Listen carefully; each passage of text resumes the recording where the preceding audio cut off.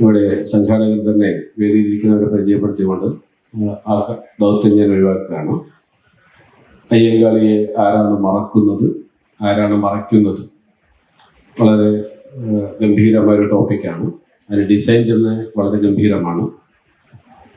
വളരെയേറെ പ്രഹരശേഷിയുള്ളൊരു ടോപ്പിക്കായിട്ട് ഫീൽ ചെയ്യുന്നതാണ് അയ്യങ്കാളിയെ ആരാണ് മറക്കുന്നത്, ആരാണ് മറയ്ക്കുന്നത് എന്നത്. കേരളത്തിൽ പൊതു ഇടങ്ങൾ രൂപപ്പെടുത്താൻ വേണ്ടി ശ്രമിച്ച ആദ്യത്തെ അല്ലെങ്കിൽ ആദ്യകാലത്തെ നവോത്ഥാന നായകന്മാരിൽ, സാമൂഹ്യ പരിഷ്കർത്താക്കളിൽ ശ്രദ്ധേയനാണ് അയ്യങ്കാളി.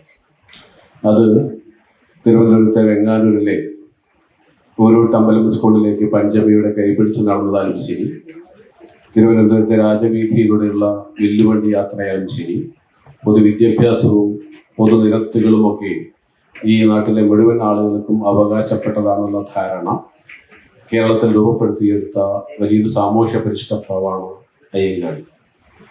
അദ്ദേഹത്തിൻ്റെ ഓർമ്മകൾ, അദ്ദേഹത്തിൻ്റെ സ്മരണകൾ ഈ സമൂഹത്തിൽ നിലനിൽക്കുന്നതിൽ ആർക്കെങ്കിലും അസ്വസ്ഥതയുണ്ടോ എന്നൊരു അന്വേഷണം കൂടിയായിരിക്കാം ഈ സെഷൻ്റെ രൂപകൽപ്പനയ്ക്ക് പിന്നിലുള്ള ഒരു ചിന്ത എന്ന് തോന്നുകയാണ്.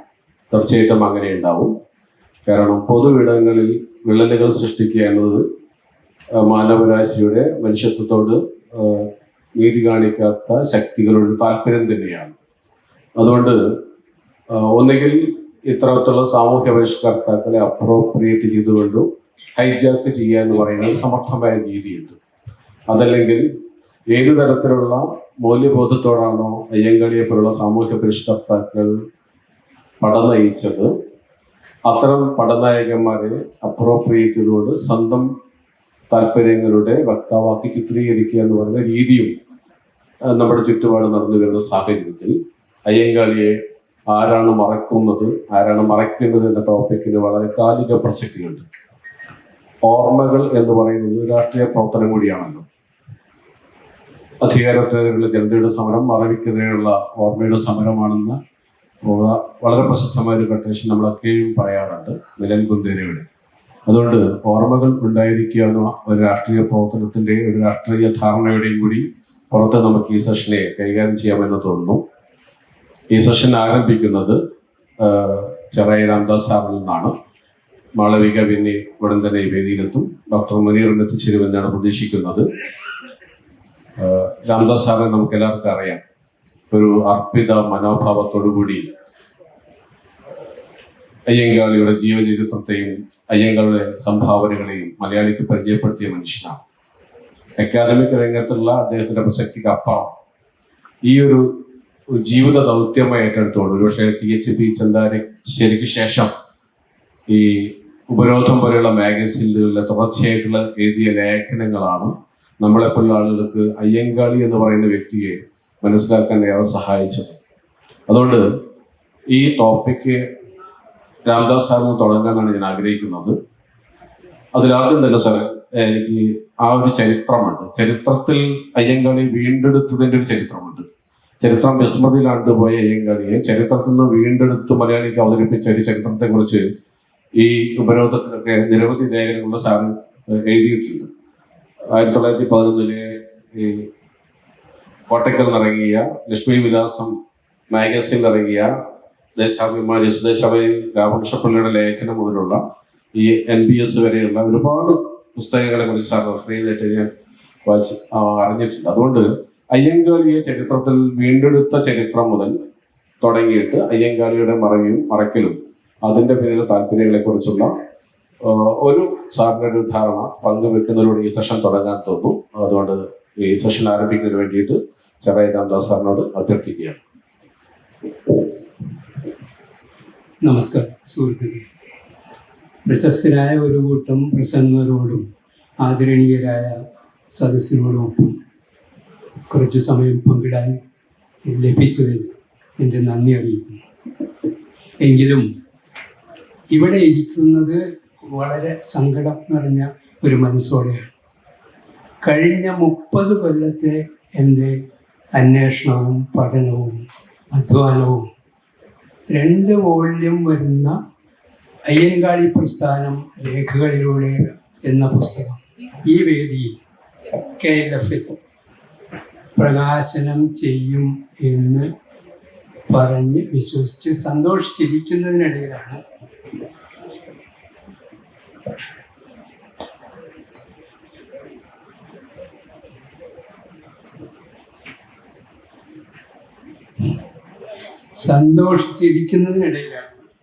DC ബുക്സിൻ്റെ എഡിറ്റോറിയൽ വിഭാഗത്തിലുണ്ടായ ചില സാങ്കേതിക തടസ്സങ്ങൾ മൂലം അത് ഇവിടെ നടക്കാതെ പോയി. ആ സങ്കടം മനസ്സ് നിറഞ്ഞു നിൽക്കുമ്പോഴാണ് ഈ പരിപാടിയിൽ പങ്കെടുക്കുന്നത്. വളരെ കുറച്ച് സമയമാണ് 5 പ്രസംഗങ്ങൾക്ക് കൂടി ഇവിടെ അനുവദിക്കാനിടയുള്ളത്.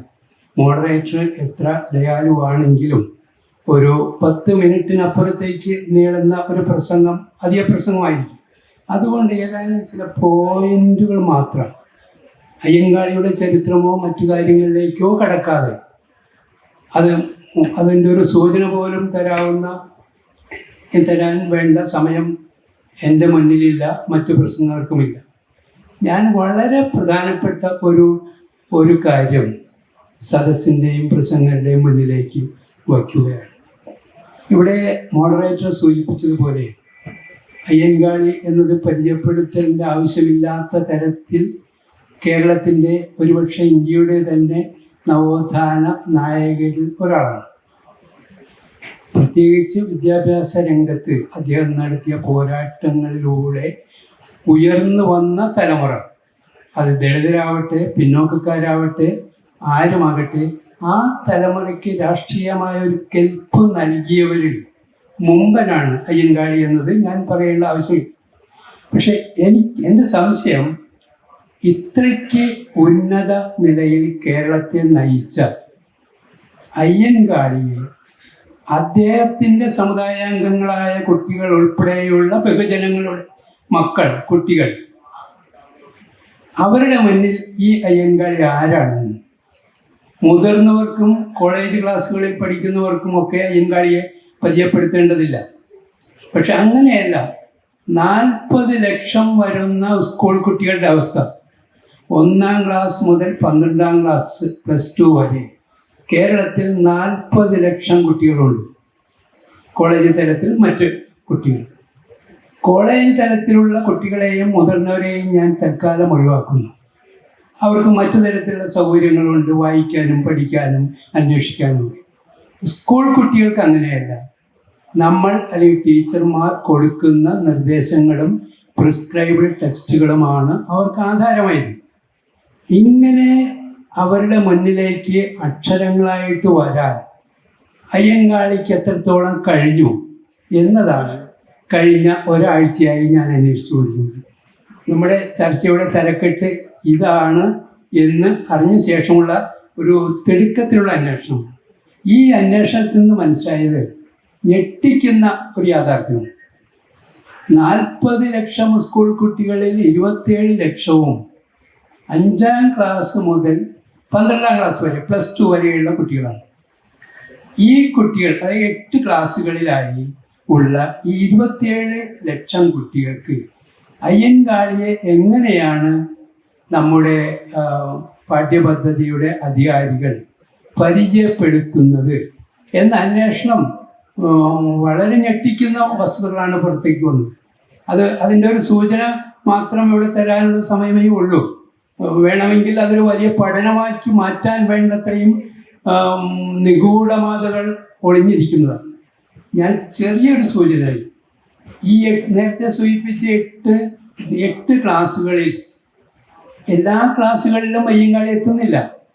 എത്തുന്നത് തന്നെ ഒരു ഫോട്ടോയുടെ രൂപത്തിലോ 2-3 വാചകങ്ങളുടെ രൂപത്തിലോ ആണ്. അതിനപ്പുറത്തേക്ക് അയ്യങ്കാളി വരില്ല. പക്ഷെ അദ്ദേഹത്തിൻ്റെ സമകാലികരും അതിനേക്കാൾ ആയിരക്കണക്കിന് വർഷം മുൻപ് നമ്മുടെ നാട്ടിൽ ജീവിച്ചിരുന്ന ആളുകളെക്കുറിച്ചും വലിയ വലിയ വിശദീകരണങ്ങൾ, വലിയ വലിയ പാഠങ്ങൾ, അധ്യായങ്ങൾ തന്നെ ഈ കുട്ടികൾക്ക് മുന്നിലുണ്ട്. അയ്യൻകാളി നടത്തിയ പോരാട്ടങ്ങൾ വേണമെങ്കിൽ ഒരു സായുധ കലാപത്തോളം എത്തിയ പോരാട്ടങ്ങളുണ്ട്. മറ്റു തരത്തിൽ ബൗദ്ധികമായി ഒരു പ്രജാസഭ അംഗമെന്ന നിലയിൽ നടത്തിയ പോരാട്ടങ്ങളുണ്ട്. ഇതെല്ലാം ചേർന്ന ആ വലിയ മനുഷ്യനെയും അദ്ദേഹത്തിൻ്റെ പ്രസ്ഥാനത്തെയും ഒരല്പം വാക്കുകളിൽ പരിചയപ്പെടുത്തുക എന്നതാണ് നമ്മുടെ ടെക്സ്റ്റ് ബുക്ക് അധികാരികളുടെ താല്പര്യമെന്ന് ഞാൻ പറയുന്നില്ല. ഒരുപക്ഷെ യാദൃച്ഛികമാകാം, പക്ഷെ നമ്മുടെ മുന്നിൽ അതാണ് വാസ്തവം. കുട്ടികൾക്ക് മുന്നിലേക്ക് അയ്യങ്കാളിയെ ഈ അധികാരികൾ, ഈ ബഹുമാന്യരായ ടെക്സ്റ്റ് ബുക്ക് തയ്യാറാക്കുന്ന ആളുകൾ, അതിനെ ഭരണകൂടം എന്ന് പറയാൻ എനിക്ക് തോന്നുന്നില്ല. കാരണം ഒരു ഭരണകൂടവും കൈ പിടിച്ച് ടെക്സ്റ്റ് ബുക്ക് കമ്മിറ്റിയിലെ അംഗങ്ങളോട് നിങ്ങൾ ഇങ്ങനെ എഴുതൂ, അയ്യങ്കാളി ഇങ്ങനെ വെട്ടിമാറ്റൂ എന്ന് പറയുമെന്ന് എനിക്ക് തോന്നുന്നില്ല. ഏതായിക്കോട്ടെ, ഏത് തരം ഭരണകൂടമായാലും അത് മിക്കവാറും ഈ ടെക്സ്റ്റ് ബുക്ക് തയ്യാറാക്കുന്ന സമിതിയുടെ ഒരു സ്വാതന്ത്ര്യമാണ് എന്ന് ഞാൻ കരുതുന്നു. അയ്യങ്കാളി ജനവിരുദ്ധനല്ല, സർക്കാർ വിരുദ്ധനല്ല.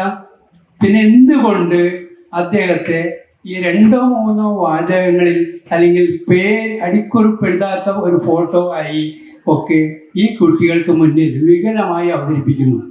ഈ കുട്ടികളാണ് അയ്യങ്കാളി സ്വാതന്ത്ര്യം നേടിക്കൊടുത്ത ജനതയിൽ നിന്ന് വന്ന പുതിയ തലമുറ, നാളെ നമ്മളെ നയിക്കേണ്ടവർ. അവർക്ക് മുന്നിൽ അയ്യങ്കാളിയെ ഒരു വാക്കുകൊണ്ട്, ഒരു ഫോട്ടോ കൊണ്ട് വേണമെങ്കിൽ അയ്യങ്കാളിയും പഞ്ചമിയും എന്ന ഒരു ഇല്ലസ്ട്രേഷൻ ഇങ്ങനെ വളരെ ചുരുങ്ങിയ കാര്യങ്ങൾ കൊണ്ട് അവതരിപ്പിക്കുകയാണ്. അതേ സമയത്ത് മറ്റു പോരാട്ടങ്ങളെയും മറ്റു നാടുകളെയും മറ്റു പ്രസ്ഥാനങ്ങളെയും ഒക്കെ അധ്യായങ്ങൾ തോറും കൊടുത്ത് പരിചയപ്പെടുത്തുന്നുണ്ട്. തമാശയുള്ള ചില കാര്യങ്ങൾ ഇതിനകത്തുണ്ട്. അതിൽ ഏറ്റവും തമാശയുള്ള ഒരു കാര്യം എനിക്ക് തോന്നിയത്, നിങ്ങൾ യോജിക്കണമെന്നില്ല, 1915 ദക്ഷിണാഫ്രിക്കയിൽ നമ്മുടെ മഹാത്മജി എന്താണ് ചെയ്തിരുന്നത്? 1915 നമ്മുടെ അയ്യങ്കാളി തിരുവിതാംകൂറിൽ എന്താണ് ചെയ്തിരുന്നത്? ഇത് രണ്ടും താരതമ്യം ചെയ്യുമ്പോൾ ഈ ടെക്സ്റ്റ് ബുക്ക് അധികാരികൾ എത്ര വികലവും ആഭാസകരവുമായ താരതമ്യമാണ് ഇക്കാര്യത്തിൽ നടത്തുന്നത് എന്ന് നമുക്ക് മനസ്സിലാകും. ഇവിടെ അത്ര പോപ്പുലർ അല്ലെങ്കിലും ഒരു 1/4 നൂറ്റാണ്ട് മുൻപേ ഞാൻ ഈ പറയാൻ പോകുന്ന വിഷയം എന്നെപ്പോലുള്ള എഴുത്തുകാർ മലയാളികളുടെ മുന്നിൽ എത്തിച്ചിട്ടുള്ളതാണ്. മഹാത്മജി ദക്ഷിണാഫ്രിക്കയിൽ വംശഭേദത്തിനെതിരെ പൊരുതി. അതാണ് നമുക്ക് മുന്നിലുള്ള പാഠം. അതിൽ കുറച്ച് വാസ്തവമുണ്ട് താനും. ഗുജറാത്തിലെ ബനിയ പോലുള്ള ഗാന്ധിജി ഉൾപ്പെടുന്ന വിഭാഗത്തിൻ്റെ അവർക്കെതിരായി ബ്രിട്ടീഷുകാർ നടത്തിയ ഭേദചിന്തയെ അദ്ദേഹം ചോദ്യം ചെയ്തു. അതൊരു വശം. പക്ഷെ അതിനേക്കാൾ മുൻപ് അദ്ദേഹം അവിടുത്തെ കറുത്ത വർഗക്കാരെയാണ് ചോദ്യം ചെയ്തത്. ഇന്ത്യക്കാർ, ഗാന്ധിജി അടങ്ങുന്ന ഇന്ത്യക്കാർ താമസിച്ചിരുന്ന ക്വാർട്ടേഴ്സിലേക്ക്, ആ സെറ്റിൽമെൻറ്റിലേക്ക് ഈ കറുത്ത വർഗക്കാരെ താമസിപ്പിക്കാൻ കൊണ്ടു ചെല്ലുമ്പോൾ അദ്ദേഹം ചോദിച്ചത്, ഈ കറുത്തവരെ, നിഗ്രോകളെ ഞങ്ങളുടെ സെറ്റിൽമെൻറ്റിൽ ഡംപ് ചെയ്യുന്നോ എന്നാണ് ചോദിച്ചത്. ഇതൊരു ഊഹമല്ല, ഇത് വസ്തുതയാണ്. പഠനാകൃതികളിലൂടെ പുറത്തു വന്നാണ് എന്നെപ്പോലുള്ള മലയാളി എഴുത്തുകാർ കേരളത്തിനെ പരിചയപ്പെടുത്തിയതാണ്. പക്ഷെ ആ സമയത്ത്, ആ വർഷത്തിൽ അയ്യൻകാളിയാണ് യഥാർത്ഥത്തിലുള്ള വംശഭേദ ചിന്തയ്ക്കെതിരെ തിരുവിതാംകൂർ പൊരുതിയത്. ഈ രണ്ടുപേരെയും എങ്ങനെ താരതമ്യം ചെയ്യാനാകും? ഒരാൾ വംശഭേദത്തിൻ്റെ ഒരു വക്താവായി ദക്ഷിണാഫ്രിക്കയിൽ പ്രവർത്തിക്കുമ്പോഴാണ് അയ്യൻകാളി ആ ഭേദചിന്തയ്ക്കെതിരെ കായികമായും സമാധാനപരമായും പൊരുതുന്നത്. ഇത് ഈ ടെക്സ്റ്റ് ബുക്ക് അധികാരികളുടെ എനിക്ക് ശ്രദ്ധിക്കാൻ കഴിഞ്ഞ തമാശകളിലൊന്നാണ്. മറ്റു പലതുമുണ്ട്. ഈ മുഴുവനോ അല്ലെങ്കിൽ ഒരു അല്പം പോലുമോ എങ്കിലും പറയാനുള്ള സാവകാശം ഇവിടെയില്ല. ഞാൻ പറയാൻ ആഗ്രഹിക്കുന്നത്, അയ്യൻകാളിയെ ഈ കേരളത്തിൻ്റെ, പുതിയ കേരളത്തെ രൂപപ്പെടുത്തിയ ഏറ്റവും ഉന്നതനായ രാഷ്ട്രീയ നേതാവിനെയും അദ്ദേഹത്തിൻ്റെ പ്രസ്ഥാനത്തെയും അതിൻ്റെ സംഭവങ്ങളെയും ഒരു 2000 കൊല്ലം മുൻപുള്ള ഇന്ത്യയുടെ ചരിത്രത്തെ പറയുന്ന അതിൻ്റെ 10-1 ഭാഗം സമയം അച്ചടി കൊണ്ട് ഈ കുട്ടികൾക്ക് മുന്നിൽ എന്തുകൊണ്ടാണ് പരിചയപ്പെടുത്താത്തത്? ഒരു വൃദ്ധൻ ഒരു കൊച്ചു പെൺകുട്ടിയുടെ കൈപിടിച്ച് സ്കൂളിലേക്ക് കടക്കുന്നതിൻ്റെ ചിത്രീകരണം കൊണ്ട് മതിയോ അത്? കായികമായി സാന്താൾ കലാപത്തേക്ക് വലിയ വീറോടെ നമ്മുടെ ടെക്സ്റ്റ് ബുക്ക് അധികാരികൾ അവതരിപ്പിക്കുമ്പോൾ കേരളത്തിന് പരിചയമുള്ളത് പെരുന്നാട് കലാപവും ഊരൂട്ടമ്പല ലഹളയും അതുപോലെ മലയാളി മക്കൾ നേരിട്ട അനീതിക്കെതിരായ പോരാട്ടങ്ങളുമാണ്. അതിൻ്റെ ഒരു വാചകമെങ്കിലും തികച്ച് എഴുതാൻ സന്മനസ് കാണിക്കാത്ത ഈ പാഠപുസ്തക അധികാരികൾ ആരോടാണ് നീ ചെയ്യുന്നത്? ഇതാണ് കഴിഞ്ഞ ഒരാഴ്ചയായി എന്നെ മതിക്കുന്നത്. ഒരു ഓട്ടപ്രദർശനത്തിലൂടെ SCERTയുടെ ഓൺലൈനിൽ കിട്ടുന്ന ടെക്സ്റ്റ് ബുക്കുകൾ ഒരു ഓട്ടപ്രദർശനത്തിലൂടെ പരിശോധിച്ചപ്പോൾ കണ്ടത് ഒരു 4-5 വാചകത്തിനപ്പുറത്ത് നിങ്ങളുടെ മുന്നിലേക്ക് വയ്ക്കാനില്ല. ഞാൻ 12ാം ക്ലാസ് മുതൽ താഴേക്കാണ് വന്നത്. 12ാം ക്ലാസ്സിലെ ചരിത്ര പാഠപുസ്തകം 4ാം ഭാഗം. ഒരുപക്ഷെ എൻ്റെ പറയുന്നതിൽ അധ്യായമോ പേജോ അല്ലെങ്കിൽ തലക്കെട്ടോ വേണമെങ്കിൽ തെറ്റിപ്പോയിട്ടുണ്ടാവും. കാരണം ഒരാഴ്ചത്തെ ഓട്ടത്തിനിടയ്ക്കാണ് ഞാൻ എല്ലാം കുറിച്ചെടുത്തത്. പക്ഷെ അതിൻ്റെ ഉള്ളടക്കം ഇതാണ്. ഒരു 4-5 പോയിന്റ്സ് ഇക്കാര്യത്തിൽ എനിക്ക് പറയാനുള്ളത്. 12ാം ക്ലാസ്സിലെ ചരിത്ര പാഠപുസ്തകത്തിൽ അയ്യൻകാളി പഞ്ചമി സ്മാരക സ്കൂൾ ഇതാ വന്നിരിക്കുന്നു. ഈ ഒരു പ്രസ്താവനയും അയ്യൻകാളിയുടെ ഫോട്ടോയും. ഇത് 12ാം ക്ലാസ്സിലെ +2 വിദ്യാർത്ഥികളുടെ മുന്നിൽ മലയാളത്തിൻ്റെ പാഠപുസ്തക കമ്മിറ്റിക്കാർ കൊടുത്തിരിക്കുന്ന വിവരമാണ്, അറിവാണ്. ഇനി വരുന്നത് അതേ 12ാം ക്ലാസ്സിലെ ഗാന്ധിയൻ പഠനത്തിൽ ഒരു അയ്യൻകാളിയുടെ ഒരു ഫോട്ടോയുണ്ട് മറ്റു പലരുടെയും കൂട്ടത്തിൽ. ഇനി 12ാം ക്ലാസ്സിലെ തന്നെ ഭാഗം 2-ൽ അയ്യൻകാളിയും പഞ്ചമിയും നിൽക്കുന്ന ഒരു ഫോട്ടോ അടിക്കുറിപ്പില്ലാതെയുണ്ട്. ഇത് കഴിഞ്ഞ് വരുന്ന 11ാം ക്ലാസ്സിലില്ല, 10ാം ക്ലാസ്സിലില്ല, 9ാം ക്ലാസ്സിൽ കേരള പാഠാവലിയുടെ ഭാഗം 2-ൽ അയ്യൻകാളിയും പഞ്ചമിയും എന്നൊരു ചിത്രമുണ്ട്. അതാണ്. ഇനി അത് കഴിഞ്ഞ് 8ാം ക്ലാസ്സിലേക്കില്ല. 7ാം ക്ലാസ്സിൽ വരുമ്പോൾ സാമൂഹ്യ ശാസ്ത്രം ഭാഗം 1-ൽ അയ്യൻകാളിയുടെ ഫോട്ടോയും ഒരു പത്രവാർത്തയും ഉണ്ട്. 7ാം ക്ലാസ്സിൽ ഇനി വേറെയില്ല. 6ാം ക്ലാസ്സിൽ മലയാളം പുസ്തകത്തിൽ പേജ് 80-ൽ അയ്യൻകാളിയുടെ ഒരു ഫോട്ടോ, ചട്ടമ്പി സ്വാമി ഉൾപ്പെടെയുള്ളവരോടൊപ്പം ഒരു ഫോട്ടോ ഉണ്ട്. ഇനി 5ാം ക്ലാസ്സിൽ സാമൂഹ്യ ശാസ്ത്ര ഭാഗം 2-ൽ അയ്യൻകാളിയും പഞ്ചമി സ്കൂൾ ഒരു ബോക്സിൽ ഒരു ചെറിയ വിവരണം. ഇതാണ് 27 ലക്ഷം കുട്ടികൾക്ക് മുന്നിൽ അയ്യൻകാളി എന്ന പോരാളിയും ആ പ്രസ്ഥാനവും. ഇനി നിങ്ങൾ ചിന്തിക്കുക, എന്താണ് നമ്മൾ ആ പ്രസ്ഥാനത്തിന് തിരിച്ചു കൊടുത്തത്? കേരളീയ സമൂഹത്തെ ഇന്നത്തെ രീതിയിൽ രൂപപ്പെടുത്തിയെടുക്കുന്നതിലുള്ള നവോത്ഥാന ചരിത്ര നായകന്മാരുടെ പങ്ക് പാഠപുസ്തകങ്ങൾ അനിവാര്യമാണ്. പക്ഷെ ആ പ്രാതിനിധ്യം പാഠപുസ്തകത്തിൽ നിന്നാണ് രാംദാസ് സാർ സൂചിപ്പിച്ചത്. നമുക്കിവിടെ സമയത്തിന്റെ പരിമിതി കൊണ്ട് മുന്നിൽ സാറിലേക്ക് പോകാം. ഒരു സാമൂഹ്യ ചലനങ്ങളെ സൂക്ഷ്മമായി നിരീക്ഷിക്കുന്ന രാഷ്ട്രീയക്കാരൻ കൂടി. അതുകൊണ്ട് ഈ അയ്യങ്കാളിയെ ആരാണ് മറക്കുന്നത്, ആരാണ് മറയ്ക്കുന്നത്, ആ മറയ്ക്കുന്നതിലും മറക്കുന്നതിലും ഒരു സെലക്റ്റീവ് അമ്നേഷ്യ നമ്മുടെ ഭരണകൂടത്തിന്റെ ഭാഗത്തും അല്ലെങ്കിൽ നമ്മുടെ ചരിത്രകാരന്മാർക്കിടയിൽ ഉണ്ടോ എന്നതിനെ കുറിച്ചുള്ള ഒരു അന്വേഷണം, ആ അന്വേഷണത്തിൽ മുനീർ സാറുടെ നിലപാട് നമുക്കറിയാം. അതുകൊണ്ട് അടുത്തായി സംസാരിക്കാൻ വേണ്ടി ഡോക്ടർ MK മുനീർ സാറിനോട് അഭ്യർത്ഥിക്കുകയാണ്. പ്രിയമുള്ളവരെ, ഇവിടെ ചെറുതായി പറഞ്ഞ കാര്യങ്ങൾ സ്കൂൾ പാഠപുസ്തകങ്ങളിൽ അയ്യങ്കാളി എത്രമാത്രം പ്രതിനിധീകരിക്കപ്പെടുന്നു എന്നുള്ളതിനെ കുറിച്ചാണ്. സത്യത്തിൽ നമ്മുടെ കേരള ചരിത്രം തന്നെ എടുത്തു നോക്കിക്കഴിഞ്ഞാൽ ഇപ്പോഴാണ് അയ്യങ്കാളിയുടെ ചരിത്രം അല്ലെങ്കിൽ അയ്യങ്കാളിയെ കുറിച്ച് ചെറിയൊരു അവബോധമെങ്കിലും നമുക്കിടയിലേക്ക് കടന്നു വന്നത് എന്ന് പരിശോധിക്കുമ്പോൾ ഒരു 1970 കാലഘട്ടങ്ങളിലാണ് സത്യത്തിൽ അയ്യങ്കാളിയെ കുറിച്ചുള്ള വ്യക്തമായിട്ടുള്ള വിവരങ്ങൾ വരുന്നത്. അല്ലാത്ത കാലത്തൊന്നും ഈ അക്കാദമിക തലത്തിലൊന്നും അയ്യങ്കാളി ഉണ്ടായിട്ടില്ല. ചട്ടമ്പി സ്വാമികളും ശ്രീനാരായണ ഗുരുവും വൈകുണ്ഠസ്വാമിയും ഒക്കെ അടക്കമുള്ളവരെ കുറിച്ച് ഉള്ള അറിവിൻ്റെ ഒരു അംശം പോലും അയ്യങ്കാളിയെ കുറിച്ചുണ്ടായിട്ടില്ല. അപ്പോൾ സത്യത്തിൽ 1974 വെങ്ങാനൂർ സുരേന്ദ്രൻ അദ്ദേഹം എഴുതിയിട്ടുള്ള അയ്യങ്കാളി സ്മാരക ഗ്രന്ഥം, അതുപോലെ 79 ചെന്താരശ്ശേരിയുടെ അയ്യങ്കാളിയെ കുറിച്ചുള്ള വിവരണങ്ങൾ, പിന്നെ അത് കഴിഞ്ഞ് ഇപ്പൊ ചെറായി ഇവിടെ ഇരിക്കുന്നുണ്ട്, അദ്ദേഹമാണ് സത്യത്തിൽ അയ്യങ്കാളിയുമായി ബന്ധപ്പെട്ടിട്ടുള്ള എഴുതപ്പെട്ട രേഖകൾ മുഴുവൻ ശേഖരിച്ച് അതിനു വേണ്ടിയിട്ടുള്ള ഒരു കഠിന പ്രയത്നം നടത്തിയിട്ടുള്ള ഒരു വ്യക്തിയാണ് എനിക്ക് തൊട്ടടുത്തിരിക്കുന്നത്.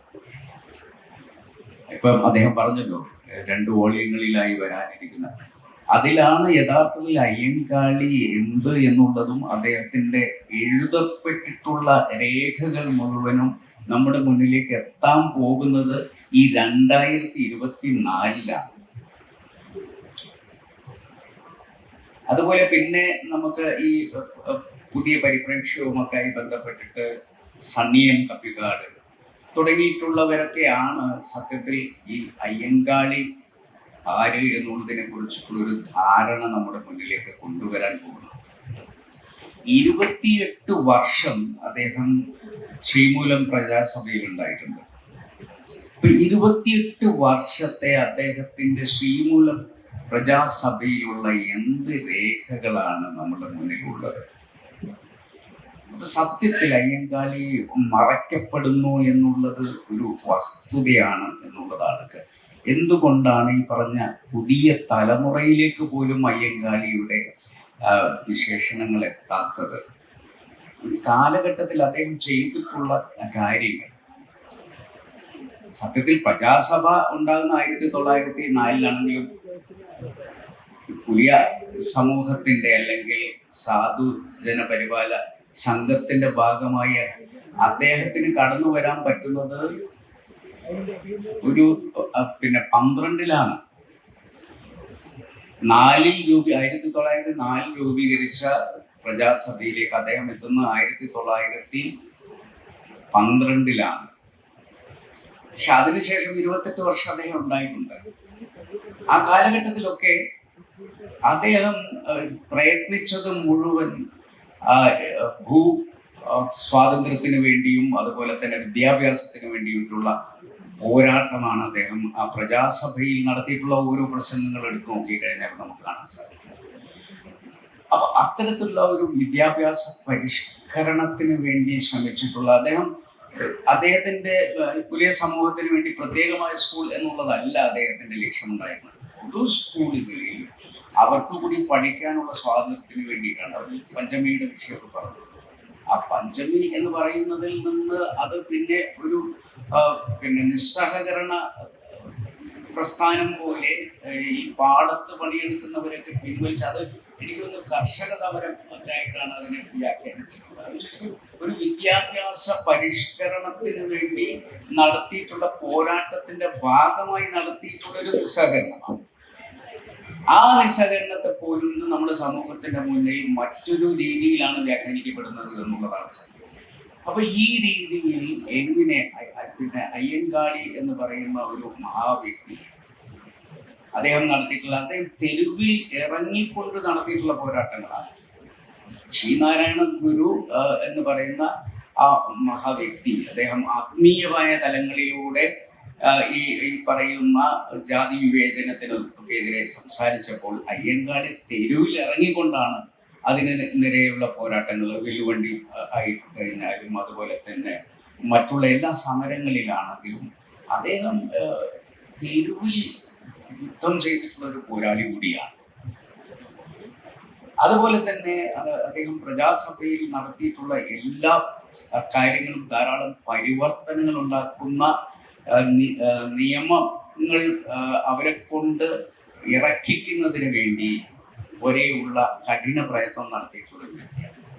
അപ്പൊ അയ്യങ്കാളി ഇതുപോലെ ചരിത്രത്തിൽ ഒരു നൂല് പോലെയുള്ള രേഖയായി മാത്രം നിൽക്കേണ്ടതല്ല എന്നുള്ളതാണ് ഈ ഒരു സമ്മേളനത്തിന്റെ പ്രമേയമായി പുറത്തേക്ക് പോകേണ്ടത്. ഇനി വരുന്ന കാലത്തെങ്കിലും അയ്യങ്കാളി എന്ന് പറഞ്ഞ സ്കൂൾ കുട്ടികൾക്കുള്ള ഒരു അധ്യായമായി തന്നെ ഉണ്ടാകണം എന്നുള്ളതാണ് നമുക്കത് സംബന്ധിച്ച് പറയാനുള്ളത്. അപ്പം അത്തരത്തിൽ വളരെ ലാഘവത്തോടു കൂടി ചരിത്രത്തെ ഇപ്പം പലരും തിരസ്കരിക്കാൻ ശ്രമിക്കുക, ഉള്ള ചരിത്രത്തെ തന്നെ മായ്ച്ചു കളയാൻ ശ്രമിക്കുന്ന ഒരു കാലഘട്ടത്തിൽ നമുക്ക് ബോധ്യപ്പെടുത്തേണ്ടത് മായ്ക്കാൻ ശ്രമിക്കും തോറും വളരെ ശക്തമായി അവതീർണമാകുന്ന ചില ചരിത്ര നായകന്മാരുണ്ട്. അതിൽ ഒന്നാമത് എണ്ണേണ്ട ആളാണ് അയ്യങ്കാളി എന്നുള്ളതാണ് എനിക്ക് ഇത് സംബന്ധിച്ച് പറയുന്നത്.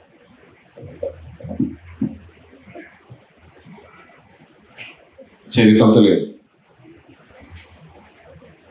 എങ്ങനെയാണ് അയ്യങ്കാളി മറയ്ക്കപ്പെടുന്നത്?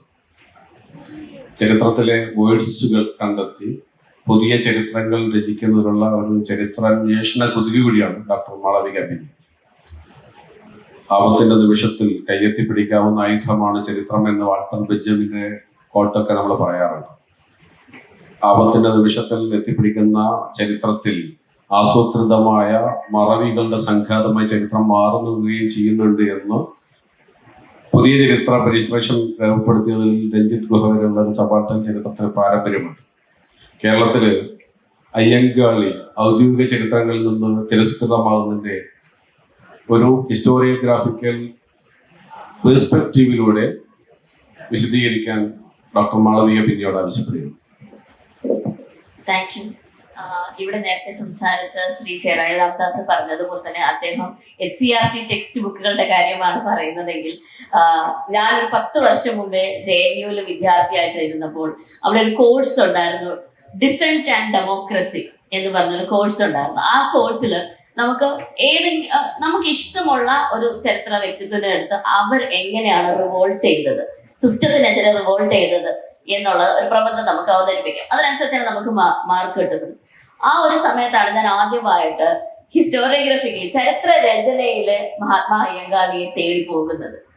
ഇംഗ്ലീഷിൽ എഴുതപ്പെട്ട 2 ഗ്രന്ഥങ്ങളല്ലാതെ M നിസാറിന്റെയും മീനാകാന്ത സ്വാമിയുടെയും ഒരു വർക്കും പിന്നെ ഒരു long article by research scholar call Greeshma, ഈ 2 വർക്കും അല്ലാതെ അവിടെ ഇവിടെ സ്കാറ്റേർഡ് ആയിട്ട് ഫുട് നോട്ടുകളായിട്ട് കിടക്കുന്ന പരാമർശങ്ങളല്ലാതെ നമുക്ക് ശ്രീ മഹാത്മാ അയ്യങ്കാളിയെ കുറിച്ചുള്ള പരാമർശങ്ങൾ കിട്ടാൻ വളരെ വളരെ ഡിഫിക്കൽട്ടായിരുന്നു. ഇത് 10 വർഷം മുമ്പത്തെയുള്ള കഥയാണ്. പക്ഷെ ഇന്നും ആ കഥ മാറിയിട്ടില്ല എന്നുള്ളത് വളരെ വളരെ സങ്കടകരമായിട്ടുള്ളൊരു കാര്യമാണ്. നിങ്ങൾക്ക് അറിയുമെന്നറിയില്ല, ഞാൻ ഒരു ഹിസ്റ്റോറിയൻ ഓഫ് സയൻസ് ആണ്. ഞാനൊരു എൻവയോൺമെന്റൽ ഹിസ്റ്ററി കോൺഗ്രസിന് വേണ്ടി കോപ്പൻഹേഗനിൽ പോകുന്ന സമയത്ത് അവിടെ വലിയ സംസാരം നടക്കുകയാണ്. ഈ നമ്മുടെ ക്ലൈമറ്റ് ചേഞ്ച് ഉണ്ടാകുന്നത് ഇറോഷൻ ഓഫ് കോമൺസ്, അതായത് നമ്മൾ പൊതുവൽ എന്ന് പറയുന്ന പൊതുവായിട്ട് ആൾക്കാർക്ക് ഉണ്ടായിരുന്ന വിഭവങ്ങൾ, അതിപ്പോ ഒരു ഫോറസ്റ്റ് ആണെങ്കിലും ശരി, പൊതുക്കുളമാണെങ്കിലും ശരി, അല്ലെങ്കിൽ ഒരു മൈതാനമാണെങ്കിലും ശരി, ഇങ്ങനെയുള്ള കോമൺസിന്റെ ഇറോഷൻ അതില്ലാതാകുന്നത് വഴി ആണ് ക്ലൈമറ്റ് ചേഞ്ചിലേക്ക് അല്ലെങ്കിൽ ക്ലൈമറ്റ് ക്രൈസിസ് എന്നാണ് ആക്ച്വലി അതിന് പറയേണ്ടത്. ക്ലൈമറ്റ് ക്രൈസിസിലേക്ക് നമ്മൾ പോകുന്നതെന്ന് വാദിക്കുകയാണ്. എന്നിട്ട് ആഫ്രിക്കനും ലാറ്റിൻ അമേരിക്കനുമായിട്ടുള്ള പോരാട്ട വീരന്മാർ എങ്ങനെയാണ് ഈ പുതുവൽ ഭൂമികളെ കണ്ടിരുന്നത്. ആ ഒരു സമയത്ത് ഞാനവിടെ മറ്റൊരു പ്രബന്ധം അവതരിപ്പിക്കാൻ വേണ്ടിയാണ് പോയത്. പക്ഷേ thanks to Shri Cherai Ramdas and people like TH Chentharassery, Mahatma അയ്യങ്കാളിയുടെ ആദ്യത്തെ 1912 പ്രസംഗത്തിൽ തന്നെ അദ്ദേഹം പറയുന്നത് പൊതുവൽ ഭൂമികളെ കുറിച്ചാണ്. നമ്മൾ പലപ്പോഴും വളരെ ലിമിറ്റഡ് ആയിട്ട് ഒരു സോഷ്യൽ റിഫോമർ എന്നുള്ള ഒരു ചെറിയ ടാഗിലേക്ക് മഹാത്മാ അയ്യങ്കാളിയെ ഡോക്ടർ അംബേദ്കറിനെയൊക്കെ ഒതുക്കാറുണ്ട്. ഇവർ മുമ്പോട്ട് വെച്ചിരുന്ന ആശയങ്ങൾ എത്ര വലുതാണെന്ന് നമുക്ക് മനസ്സിലാകണമെങ്കിൽ നമ്മൾ ഇവരുടെ റൈറ്റിങ്സിലേക്ക് പോവാൻ. ഇദ്ദേഹം വളരെ കൃത്യമായിട്ട് ഇദ്ദേഹത്തിന്റെ 1915-16 കാലഘട്ടത്തില് പ്രജാസഭയിൽ ഒരു സ്പീച്ചിൽ ഇദ്ദേഹം പറയുന്നുണ്ട്, പൊതുവൽ ഭൂമികളിൽ നിന്ന് കൈത വെട്ടാനുള്ള അവകാശം പറയാ സ്ത്രീകളിൽ നിന്ന് എടുത്തു മാറ്റപ്പെടുന്നു എന്ന് പറയുന്നുണ്ട്. കാരണം അത് പൊതുഭൂമിയാണ്, അത് പൊതുവായിട്ട് നിൽക്കുന്ന റിസോഴ്സാണ്. ഇന്ന് നമ്മൾ ട്രാജഡി ഓഫ് ദി കോമൺസ് എന്ന് പറയുന്ന ഒരു ഐഡിയയെ കുറിച്ച് ലോകമെമ്പാടും ചർച്ച ചെയ്യുകയാണ്. എന്നാൽ ഇവിടെ tragedy of the Commons discuss 1912 ചെയ്തൊരു ലീഡർ നമുക്കുണ്ട്. ആധുനികതയെ പൂർണ്ണമായിട്ടും ആധുനികമാക്കിയത്. നമ്മളിവിടെ കൊളോണിയൽ മോഡേണിറ്റിയെ കുറിച്ചും സബോൾട്ടൺ മോഡേണിറ്റിയെ കുറിച്ചൊക്കെ സംസാരിക്കുമ്പോൾ പലപ്പോഴും നമ്മൾ മറന്നു പോകുന്നത് മോഡേണിറ്റി എന്നുള്ളൊരു സങ്കല്പം ട്രഡീഷനിൽ നിന്ന്, പാരമ്പര്യത്തിൽ നിന്ന് കൃത്യമായിട്ടൊരു റപ്ചറാണ് എന്ന് കാണിച്ചു തന്ന മോഡേണിറ്റിയുടെ എല്ലാ റിസോഴ്സസിനെയും ഡെക്സ്റ്റിറിറ്റിയോടെ, ഇപ്പൊ നമ്മൾ ലീഡർഷിപ്പ് ക്വാളിറ്റീസിൽ നമ്മൾ ഇന്ന് ഡിസ്കസ് ചെയ്ത് തുടങ്ങുന്ന ഒരു കാര്യമാണ് ഡെക്സ്റ്റിറിറ്റി എന്ന് പറയുന്നത്. അതായത് നമുക്ക് അവൈലബിൾ ആയിട്ടുള്ള എല്ലാ റിസോഴ്സുകളും യൂസ് ചെയ്ത് സ്വന്തം മാർജിനലൈസ്ഡ് കമ്മ്യൂണിറ്റിക്ക് വേണ്ടി പോരാടുന്നതിനെ കുറിച്ച് ഈ ഒരു ഡെക്സ്റ്റിറിറ്റി നമുക്ക് മഹാത്മാ അയ്യങ്കാളിയിൽ കാണാൻ പറ്റും. അന്നുണ്ടായിരുന്ന ഗവൺമെന്റിലും നോൺ ഗവൺമെന്റിലുമായിട്ടുള്ള എല്ലാ റിസോഴ്സസും അദ്ദേഹത്തിന്റെ പോരാട്ടത്തിന്റെ ഭാഗമായിട്ട് ഉപയോഗിക്കുന്ന കാണാൻ പറ്റും. ഇപ്പോ ഞാൻ വേണമെങ്കിൽ ഒരു സ്റ്റെപ്പ് കഴിഞ്ഞ് നമുക്ക് പറയാൻ പറ്റും, ട്രൂലി മോഡേൺ ആയിട്ടുള്ള ഒരു ലീഡറിനെ, ട്രൂലി മോഡേൺ ആയിട്ടുള്ള ഒരു സൊസൈറ്റിയെ മറിച്ച് അത്രയും വിഷനറി ആയിട്ടുള്ള ലീഡറിനെ നിങ്ങൾക്ക് കാണണം. കേരളത്തിൽ നിന്ന് കാണണമെങ്കിൽ നിങ്ങൾക്ക് മഹാത്മാ അയ്യങ്കാളി അല്ലാതെ വേറെ ഒരാളില്ലെന്ന് സംശയമില്ലാതെ പറയാൻ പറ്റും. ഇത് എന്തുകൊണ്ടാണ് പറയുന്നത് പറഞ്ഞാൽ, അദ്ദേഹം മുമ്പോട്ട് വെച്ച റെസൊല്യൂഷൻസ്, അദ്ദേഹം മുമ്പോട്ട് വെച്ച ഡിമാൻഡുകൾ എന്താണ്? കൃഷിയിടത്തേക്ക് 4 വരി പാത വരണം. 1910, 1920 കാലഘട്ടത്തിൽ മഹാത്മാ അയ്യങ്കാളി ആവശ്യപ്പെടുന്നതാണ്. പ്രസവ വാർഡുകൾ ഉണ്ടാകണം, പെൺ പള്ളിക്കൂടങ്ങളും പള്ളിക്കൂടങ്ങളും ആവശ്യമാണ്. പുതിയൊരു റെയിൽവേ വരുമ്പോഴത്തേക്ക് അദ്ദേഹം പറയാണ്, റെയിൽവേസിൽ സമുദായങ്ങളിൽ നിന്നുള്ള, ദളിത് വിഭാഗങ്ങളിൽ നിന്നുള്ള ആൾക്കാരെ നിങ്ങൾ എടുക്കണം. മോഡേണിറ്റിയുടെ പുതിയതായിട്ട് വരുന്ന എല്ലാ റിസോഴ്സസിനെയും, എല്ലാ അനുഭവവേദ്യമാകുന്ന കാര്യങ്ങളും, എക്സ്പീരിയൻഷ്യൽ ആയിട്ടുള്ള റിസോഴ്സസിനെ മുഴുവൻ ഹാർനസ് ചെയ്യുന്നത് കേരളത്തിലെ പൊതുമണ്ഡലം ആക്കി മാറ്റിയത് മഹാത്മാ അയ്യങ്കാളിയാണ്. ആ റപ്ചർ നമുക്ക് ഇപ്പൊ ചട്ടമ്പി സ്വാമികളിലോ അല്ലെങ്കിൽ മറ്റ് സോഷ്യൽ റിഫോമേഴ്സിലോ കാണാതെ, ഈ ആത്മീയതയുടെ ഒരു മറ പിടിക്കാതെ മോഡേൺ ആയിട്ടുള്ള സങ്കല്പം തന്നെയാണ് വേണ്ടത്.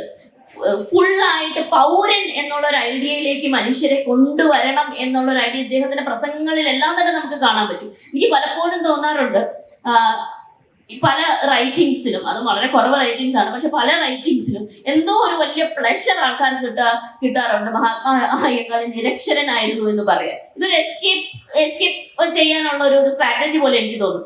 കാരണം ഇദ്ദേഹം ഒന്നും എഴുതിയിട്ടില്ല, അതുകൊണ്ടാണ് ഇദ്ദേഹത്തിനെ കുറിച്ച് ഒരു ഹിസ്റ്ററി റൈറ്റിംഗ് അല്ലെങ്കിൽ ഒരു ചരിത്ര രചന നടക്കാത്തതെന്ന്. അങ്ങനെ നടക്കാൻ സാധ്യമാണെന്ന് ഓൾറെഡി നമ്മുടെ പാനലിലുള്ളവർ തന്നെ പ്രൂവ് ചെയ്ത് കഴിഞ്ഞിട്ടുണ്ട്. ബട്ട് കീപ്പിംഗ് ദാറ്റ് അപ്പാർട്ട്, ഈ ഇദ്ദേഹത്തിന്റെ പ്രസംഗങ്ങളുണ്ട്, അനവധി പ്രസംഗങ്ങളുണ്ട്. ഇത് പബ്ലിക് ഡൊമൈനിൽ പോലും അവൈലബിൾ ആയിട്ടുള്ള പ്രസംഗങ്ങളാണ്, അല്ലെങ്കിൽ ആർക്കൈവ്സിൽ പോയാൽ നിങ്ങൾക്ക് കിട്ടുന്ന പ്രസംഗങ്ങളാണ്. അതിനെ വെച്ചൊരു ചരിത്ര രചന നടത്താമായിരുന്നു. ആ ചരിത്ര രചന പോലും നമ്മൾ കാണുന്നില്ല എന്നുള്ളത് വളരെ നമുക്ക് പലപ്പോഴും പഠിപ്പിക്കുമ്പോഴും നമുക്ക് സങ്കടം തോന്നുന്ന കാര്യമാണ്. ഇതുപോലെ തന്നെ നമ്മൾ ഇപ്രാവശ്യത്തെ ക്യൂർ പ്രൈഡിൽ ഇന്നത്തെ എത്ര പേര് പങ്കെടുത്തിട്ടുണ്ട് അല്ലെങ്കിൽ അതിന്റെ വിഷ്വൽസ് കണ്ടിട്ടുണ്ടെന്ന് എനിക്കറിയില്ല. അതിൽ ഷോ സ്റ്റോപ്പർ ആയിട്ട് യൂസ് ചെയ്തത് ആനന്ദരാജപ്പൻ വില്ലുവണ്ടിയിൽ ക്യൂർ ഫ്ലാഗും പിടിച്ചുകൊണ്ട് പോകുന്നതാണ് അതിനകത്ത് ഏറ്റവും ഷോ സ്റ്റോപ്പർ ആയിട്ടുണ്ടായിരുന്ന എക്സിബിറ്റ്. കാരണം എന്താ, ഇക്വാലിറ്റിക്ക് വേണ്ടി പോരാടുന്ന ഒരു ജനവിഭാഗമാണ് ഇപ്പൊ ക്യൂർ വിഭാഗം എന്ന് പറയുന്നത്. ആ വിഭാഗത്തിന് ഇൻസ്പിറേഷൻ വരുന്നത് മഹാത്മാ അയ്യങ്കാളിയിൽ നിന്നാണ്. ലോകത്ത് എവിടെ പോരാട്ടം, ഇക്വാലിറ്റിക്ക് വേണ്ടിയുള്ള പോരാട്ടങ്ങൾ ഉണ്ടെങ്കിലും അവിടെ എല്ലാം തന്നെ മഹാത്മാ അയ്യങ്കാളിക്ക് പ്രസക്തി ഉണ്ടായിരുന്നു.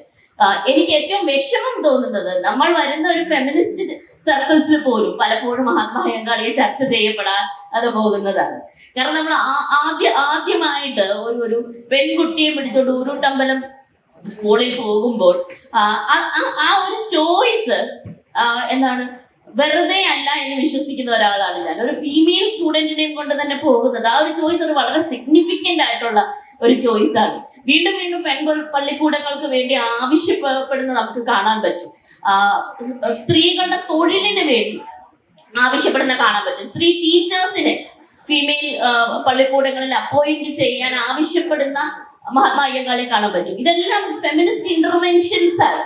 ഈ ഇന്റർവെൻഷൻസിനെ പക്ഷെ നമ്മൾ പലപ്പോഴും അത് ഫെമിനിസ്റ്റ് ഇന്റർവെൻഷൻസ് ആയിട്ട് വായിക്കാറില്ല. കാരണം ഇക്വാലിറ്റിയിൽ വിശ്വസിക്കുന്നെങ്കിൽ എല്ലാ മനുഷ്യരുടെയും ഇക്വാലിറ്റി എന്നുള്ള ഒരു ഐഡിയ അദ്ദേഹത്തിന് ഉണ്ടായിരുന്നു. അപ്പം എന്തുകൊണ്ടാണ് ഇദ്ദേഹത്തിനെ ടെക്സ്റ്റ് ബുക്കുകളിൽ പ്ലേസ് ചെയ്യാത്തത്? അല്ലെങ്കിൽ പർട്ടിക്കുലർലി ഇപ്പൊ BA ഹിസ്റ്ററിയുടെയും MA ഹിസ്റ്ററിയുടെയും ടെക്സ്റ്റ് ബുക്കുകളിൽ പോലും അയ്യങ്കാളിക്ക് 1-2 പാരഗ്രാഫ് മാത്രം കൊടുക്കുന്നത് നമ്മളെ പലപ്പോഴും അത്ഭുതപ്പെടുത്താറുണ്ട്.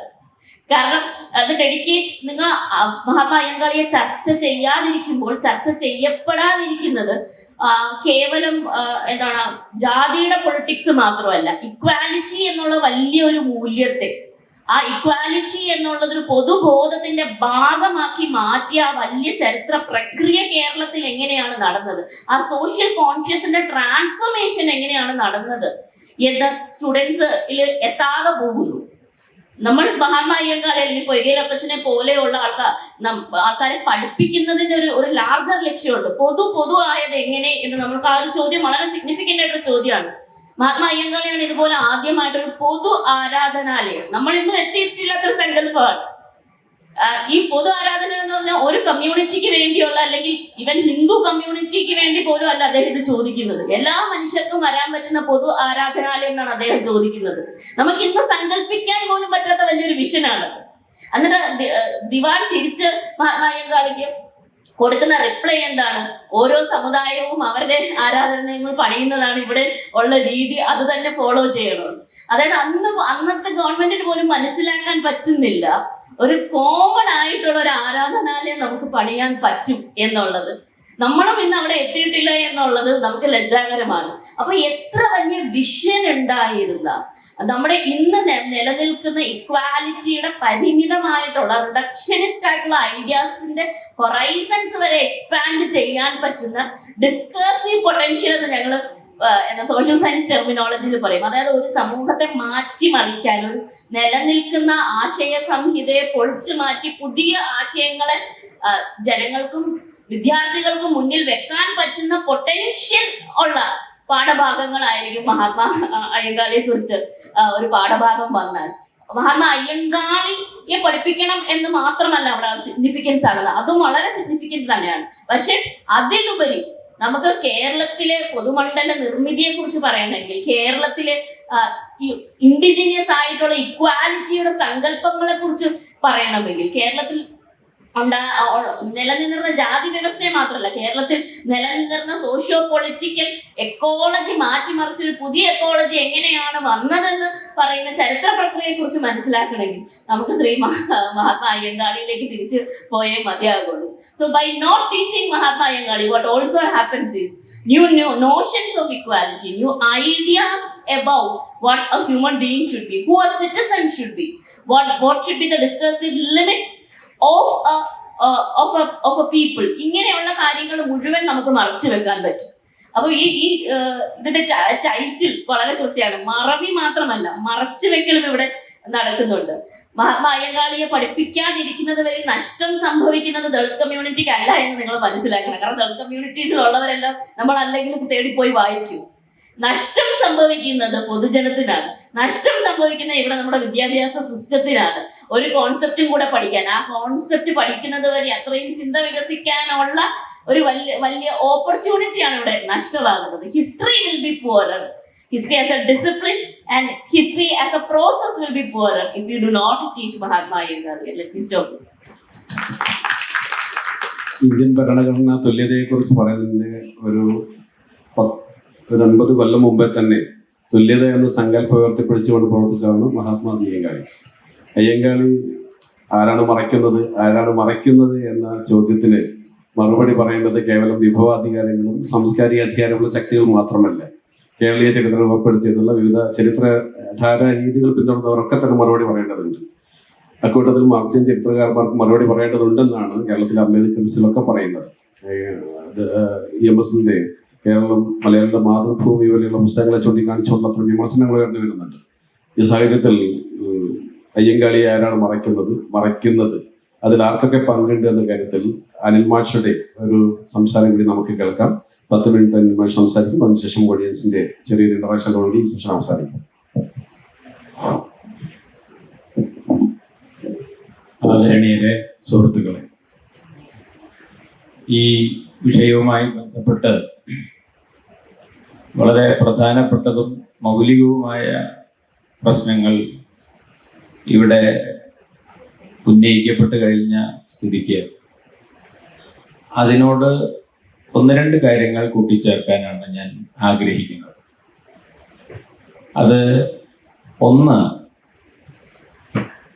ഇന്ത്യയിൽ ഇന്ന് നാം വായിക്കുന്ന ആധുനിക ചരിത്രം എന്ന് പറയുന്ന എല്ലാ കൃതികളും നമ്മുടെ ദേശീയതയുടെ ഒരു പശ്ചാത്തലത്തിൽ എഴുതപ്പെട്ടിട്ടുള്ളതാണ്. ഇന്ത്യൻ ദേശീയതയുടെ സന്ദർഭത്തിൽ അതിനകത്ത് രൂപപ്പെട്ടു വന്ന സംഘർഷങ്ങളും സന്നിഗ്ധതകളും ഇന്ത്യയുടെ പലതരത്തിൽ എഴുതപ്പെട്ട ചരിത്ര രചനകളിലും കാണാം എന്നതാണ് ഒരു വായനക്കാരൻ, ഞാനൊരു ചരിത്ര വിദ്യാർത്ഥിയല്ല, ചരിത്രം പലപ്പോഴും വായിക്കാനിടയായ ഒരാൾ എന്ന നിലയ്ക്ക് ഞാൻ മനസ്സിലാക്കിയിട്ടുള്ളത്. ദേശീയതയുടെ പ്രധാനപ്പെട്ട പരിമിതി എന്നത് വളരെ കൃത്യമായി ഡോക്ടർ BR അംബേദ്കർ ജാതിയുടെ ഉന്മൂലനം എന്ന പുസ്തകത്തിന്റെ ആമുഖത്തിൽ തന്നെ സൂചിപ്പിച്ചിട്ടുണ്ട്. യഥാർത്ഥത്തിൽ ഇന്ത്യൻ ദേശീയതയുടെ മൂർത്ത സന്ദർഭത്തിൽ, അതായത് ബ്രിട്ടീഷുകാരുമായി ഇന്ത്യൻ നാഷണൽ കോൺഗ്രസിന്റെ നേതൃത്വത്തിൽ വിലപേശുകയും വളരെ സാഹസികമായ സമര മുന്നേറ്റങ്ങൾ നടത്തുകയൊക്കെ ചെയ്യുന്ന കാലത്ത് തന്നെ അംബേദ്കർ ഉന്നയിച്ച ഒരാശങ്ക, ഇന്ത്യക്ക് സ്വാതന്ത്ര്യം കിട്ടിയാൽ ഇന്ത്യ ആരാണ് ഭരിക്കാൻ പോകുന്നത് എന്നതാണ്. സഹസ്രാബ്ദങ്ങളായി ഈ രാജ്യം ഭരിച്ചുകൊണ്ടിരുന്ന വർഗം തന്നെയാണ് ഇന്ത്യ ഇനിയും ഭരിക്കാൻ പോകുന്നതെങ്കിൽ അക്കാര്യത്തിൽ ഞങ്ങൾക്ക് ആശങ്കയുണ്ട്. അങ്ങനെയെങ്കിൽ ഞങ്ങൾ രണ്ടാമതൊരു സ്വാതന്ത്ര്യ സമരം നടത്തേണ്ടതായി വരും. അതുകൊണ്ട് സ്വാതന്ത്ര്യം കിട്ടുന്നതിന് മുമ്പ് തന്നെ ഇവിടെ ഡോക്ടർ മാളവിക പറഞ്ഞതുപോലെ വിഭവങ്ങളുടെ മുകളിൽ അധികാരത്തിൻ്റെ പങ്കിൽ ഇവിടെ ഉണ്ടായിരുന്ന അടിച്ചമർത്തപ്പെട്ട ജനവിഭാഗങ്ങൾ, സഹസ്രാബ്ദങ്ങളായി അടിച്ചമർത്തപ്പെട്ട വിഭാഗങ്ങൾ, അടിമ ജനതകളായി കഴിഞ്ഞിരുന്നവർക്ക് എന്തായിരിക്കും അതിൽ പങ്ക് എന്ന ചോദ്യം അദ്ദേഹം ഉന്നയിക്കുന്നുണ്ട്. ഈ ചോദ്യം ഉന്നയിക്കപ്പെട്ടെങ്കിലും വാസ്തവത്തിൽ നമ്മുടെ ദേശീയതയ്ക്കകത്ത് മേൽക്കൈ നേടിയത്, ഹെജിമണി എന്ന് പറയുന്ന മേൽക്കൈ നേടിയ ആശയം സാമ്രാജ്യത്വ വിരുദ്ധ സമരമാണ് സ്വാതന്ത്ര്യം എന്നും, സ്വാതന്ത്ര്യത്തിന് അംബേദ്കറോ അയ്യങ്കാളിയോ അതുപോലെ മറ്റ് പല പ്രദേശങ്ങളിലും സ്വാതന്ത്ര്യത്തിന് വേണ്ടി പോരാടിയിരുന്ന മനുഷ്യരുടെ ദ കൺസെപ്റ്റ് ഓഫ് ഫ്രീഡം, ആ സ്വാതന്ത്ര്യ സങ്കല്പം ഇന്ത്യൻ ദേശീയ ബോധത്തിനകത്തേക്ക് ഇൻകോർപ്പറേറ്റ് ചെയ്യപ്പെട്ടിട്ടില്ല എന്നത് വളരെ പ്രധാനപ്പെട്ട ഒരു കാര്യം ആണ്. അതുകൊണ്ട് നെഹ്റുവിന്റെ സ്വാതന്ത്ര്യ സങ്കല്പമായിരുന്നില്ല അംബേദ്കറുടെ സ്വാതന്ത്ര്യ സങ്കല്പം. ഇവരുടെ രണ്ടുപേരുടെയും സ്വാതന്ത്ര്യ സങ്കല്പമല്ല ഒരുപക്ഷെ ഈ പറഞ്ഞ നാരായണ ഗുരുവിന്റെ സ്വാതന്ത്ര്യ സങ്കല്പം എന്ന് പറയുന്നത്. അപ്പൊ പലതരം സ്വാതന്ത്ര്യ സങ്കല്പങ്ങൾ സ്വാതന്ത്ര്യ സമര കാലഘട്ടത്തിൽ തന്നെ രൂപപ്പെട്ടു വന്നിരുന്നെങ്കിലും സാമ്രാജ്യത്വ വിരുദ്ധ സമരവും സാമ്രാജ്യത്വത്തിൽ നിന്നുള്ള മോചനവുമാണ് സ്വാതന്ത്ര്യം എന്ന് സങ്കല്പിക്കപ്പെട്ടതോടെ ഇന്ത്യൻ ദേശീയതയെക്കുറിച്ച് എഴുതപ്പെട്ട എല്ലാ ചരിത്രവും സാമ്രാജ്യത്വ വിരുദ്ധ സമരത്തിൽ മാത്രം ഒതുങ്ങി നിൽക്കുകയും ഈ രാജ്യത്ത് നടന്ന സ്വാതന്ത്ര്യത്തിന് വേണ്ടി മനുഷ്യരുടെ, നേരത്തെ സൂചിപ്പിച്ച പോലെ ആ വിഭവങ്ങൾക്കും അധികാരത്തിനും സമത്വത്തിനും സ്വാതന്ത്ര്യത്തിനും വേണ്ടി നടന്ന മറ്റ് നിരവധി പോരാട്ടങ്ങളെ ഈ ചരിത്രത്തിന്റെ ദേശീയത എന്ന് പറയുന്ന ഒരു വിചാര മാതൃകയ്ക്ക് ഉൾക്കൊള്ളാൻ കഴിയാതെ വരുന്നു എന്നതാണ് ഏറ്റവും പ്രധാനപ്പെട്ട കാര്യം. അതുകൊണ്ട് നാം ജാലിയൻ വാലാബാഗിനെ കുറിച്ച് പഠിക്കുന്നു, നമ്മൾ സ്വാതന്ത്ര്യ സമരത്തിൽ പങ്കെടുത്ത ആളുകളെ കുറിച്ച് പഠിക്കുന്നു. സ്വാതന്ത്ര്യ സമരത്തിനകത്ത് രൂപപ്പെട്ട ഇത്തരം സമരങ്ങളെ വാസ്തവത്തിൽ വിഭാഗീയമായ സമരങ്ങളായാണ് അക്കാലത്ത് മുദ്രകുത്തിയത്.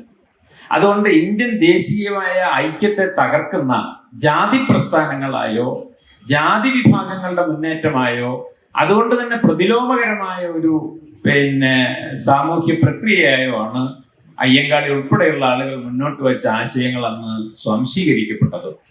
അതുകൊണ്ട് ഒരർത്ഥത്തിൽ ഇന്ത്യ അംബേദ്കർ ഭയപ്പെട്ടതുപോലെ ഇന്ത്യയിൽ സഹസ്രാബ്ദങ്ങളായി ഭരിച്ചുകൊണ്ടിരിക്കുന്ന ഒരു പ്രത്യയശാസ്ത്രത്തെ തിരുത്താനോ ആ പ്രത്യയശാസ്ത്രത്തെ തന്നെ പ്രശ്നവൽക്കരിക്കാനോ ഇന്ത്യൻ ദേശീയതയ്ക്ക് കഴിയാതിരുന്നതുകൊണ്ട് ഇന്ത്യൻ ദേശീയ ചരിത്രവും അതേ പ്രത്യയശാസ്ത്രത്തിനകത്താണ് വാർന്നു വീണത് എന്നതാണ് ഏറ്റവും പ്രധാനപ്പെട്ട കാര്യം. അതുകൊണ്ട് നാം വായിക്കുന്ന ഈ ബൃഹത് ചരിത്രങ്ങളെല്ലാം, ഇന്ത്യയെക്കുറിച്ചുള്ള ബൃഹത് ചരിത്രങ്ങളെല്ലാം ഒരർത്ഥത്തിൽ ഒരുതരം മെറ്റാ നറേറ്റീവ്സ് എന്ന് പറയുന്ന അർത്ഥത്തിൽ വളരെ ബൃഹത്തായി എഴുതപ്പെട്ട അത്തരം ചരിത്രങ്ങളെല്ലാം ഇങ്ങനെ നടന്ന നിരവധി പോരാട്ടങ്ങൾ അപ്രസക്തമാണ് എന്ന് കാണുകയോ അല്ലെങ്കിൽ നേരത്തെ പറഞ്ഞ പോലെ മറക്കുകയോ ആണ് ചെയ്തത്. അതുകൊണ്ട് ഇവിടെ ഏറ്റവും പ്രധാനപ്പെട്ട നമ്മൾ തിരുത്തേണ്ട ഒരു കാര്യം ദേശീയതയെക്കുറിച്ചുള്ള നമ്മുടെ സങ്കല്പം, അതുപോലെ തന്നെ ചരിത്രത്തെക്കുറിച്ചുള്ള ദേശീയ സ്വാതന്ത്ര്യ സമരത്തെക്കുറിച്ചുള്ള നമ്മുടെ സങ്കല്പം, സ്വാതന്ത്ര്യത്തെക്കുറിച്ചുള്ള നമ്മുടെ സങ്കല്പം, ഇതെല്ലാം വാസ്തവത്തിൽ ഒരു പുനഃസന്ദർശനത്തിനും ഒരു പുനർവിശകലനത്തിനും വിധേയമാക്കേണ്ട നിർണായകമായ ഒരു സന്ദർഭത്തിലൂടെയാണ് ഇന്ത്യൻ രാഷ്ട്രീയവും ഇന്ത്യൻ ജീവിതവും വാസ്തവത്തിൽ ഇപ്പോൾ കടന്നുപോയിക്കൊണ്ടിരിക്കുന്നത്. അതുകൊണ്ട് നമുക്കറിയാവുന്നതുപോലെ കുമാരനാശാനെ കുറിച്ച് നമ്മൾ പറഞ്ഞിരുന്ന ഒരു വലിയ പരാതി, അദ്ദേഹം ബ്രിട്ടീഷ് ഗവൺമെന്റിന്റെ പട്ടും വളയും വാങ്ങിയ ഒരാളാണ് എന്നാണ്. ഇങ്ങനെ പലപ്പോഴും ദേശീയ സ്വാതന്ത്ര്യ സമരം, ഐക്യത്തിനെതിരെയുള്ള സമരത്തെ, വഴി നടക്കാൻ വേണ്ടിയുള്ള സമരത്തെ, സ്കൂളിൽ പഠിക്കാനുള്ള സ്വാതന്ത്ര്യത്തിന് വേണ്ടിയുള്ള സമരത്തെ നമ്മൾ സ്വാതന്ത്ര്യ സമരത്തിന്റെ ഭാഗമായിട്ട് കണക്കാക്കുന്നില്ല. അതിനു പകരം ബ്രിട്ടീഷ് പോലീസിന്റെ വെടിയേറ്റ് മരിച്ചുപോയ മനുഷ്യർ, അല്ലെങ്കിൽ അവരുമായി ഏറ്റുമുട്ടിയ, അങ്ങനെ അവരെ നമ്മൾ ധീര ദേശാഭിമാനികളായി.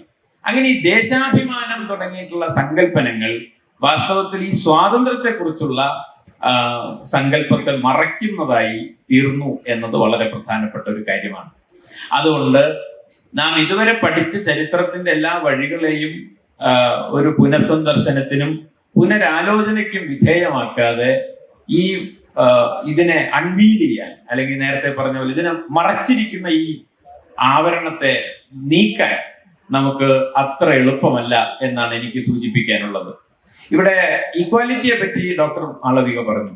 ഈക്വാലിറ്റി എന്നതിനെ ഞാൻ അല്പം കൂടി മുന്നോട്ട്, ഇക്വിറ്റി എന്ന് പറയുന്ന വളരെ പ്രധാനപ്പെട്ട ഒരു കാര്യം.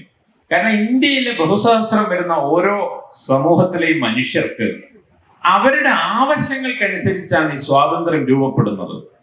അതുകൊണ്ട് തീർച്ചയായും അക്കാലത്തെ സവർണ സമുദായങ്ങളിൽ ജനിച്ച പുരുഷന്മാരായിട്ടുള്ള ആളുകളെ സംബന്ധിച്ചിടത്തോളം വിദ്യാഭ്യാസം അവർക്ക് മുന്നിൽ തുറന്നു വെക്കപ്പെട്ട ഒരവസ്ഥയായിരുന്നെങ്കിൽ, ഈ എൻ്റെ സമുദായത്തിൽ നിന്ന് 10 BA-ക്കാരുണ്ടാകണമെന്ന് ആഗ്രഹിക്കുന്നതിന്റെ കാരണം വിദ്യാഭ്യാസം എന്ന് പറയുന്നത് വിമോചനത്തിനുള്ള ഒരു ആയുധമാണ് എന്ന് തിരിച്ചറിയുമ്പോഴാണ്. അങ്ങനെ വിദ്യാഭ്യാസം വിമോചനത്തിനുള്ള ആയുധമാണെന്ന് തിരിച്ചറിയുന്ന ഒരു വിഭാഗം ഉണ്ടാവുമ്പോൾ വിദ്യാഭ്യാസം തങ്ങളുടെ വരേണ്യത ഉറപ്പിക്കാനുള്ള ഒരു വഴിയാണെന്ന് കരുതുന്ന മറ്റൊരു വിഭാഗമാണ് നമ്മുടെ രാജ്യത്തുള്ളത്. ഈ വിഭാഗങ്ങളെ നമ്മൾ ഇന്ത്യൻ ദേശീയതയ്ക്കകത്തേക്ക് ഉൾച്ചേർക്കാൻ ശ്രമിക്കുമ്പോൾ ഈ പറഞ്ഞ എന്താണോ ഒരാൾക്ക് ആവശ്യം അതിനുവേണ്ടി അവർക്ക് വേണ്ടി നിൽക്കാൻ നമുക്ക് സാധിക്കണം.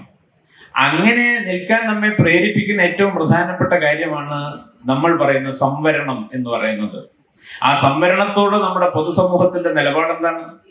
ആ നിലപാട് തന്നെയാണ് അയ്യങ്കാളിയെ മറയ്ക്കുന്നതിനും കാരണമായി തീരുന്നത് എന്ന് ഞാൻ വിചാരിക്കുന്നു. ഈ ചർച്ച തുടരും എന്ന് ഞാൻ കരുതുന്നു. നമസ്കാരം. ഈ വേദിയിലുള്ള പ്രഗത്ഭരായിട്ടുള്ള 4 പേരും 10 മിനിറ്റ് സംസാരിച്ചു കഴിഞ്ഞു. ഇനി ഓഡിയൻസിനിടയിൽ നിന്ന് നല്ലൊരു ഇന്ററാക്ഷൻ ആണ് 10 മിനിറ്റ്. അത് കഴിഞ്ഞിട്ട് നമുക്ക് സെഷൻ വൈൻഡപ്പ് ചെയ്യാം.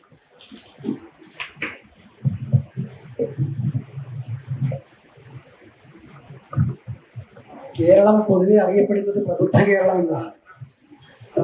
മാർക്സിസ്റ്റ് ആചാര്യൻ EMS നമ്പൂതിരിപ്പാട് എഴുതിയൊരു പുസ്തകമുണ്ട്, കേരളം മലയാളികളുടെ മാതൃഭൂമി.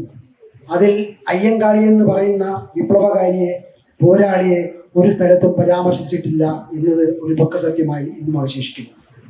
മാത്രമല്ല, കൊളോണിയൽ ചരിത്രകാരന്മാരും പോസ്റ്റ് കൊളോണിയൽ ചരിത്രകാരും എഴുതിയ ഇന്ത്യയുടെ ചരിത്രത്തിൽ ആദിവാസികളും ദലിതരും നടത്തിയ ഒരുപാട് വിപ്ലവ പോരാട്ടങ്ങളെ പറ്റി ഒന്നും പരാമർശിച്ചിട്ടില്ല.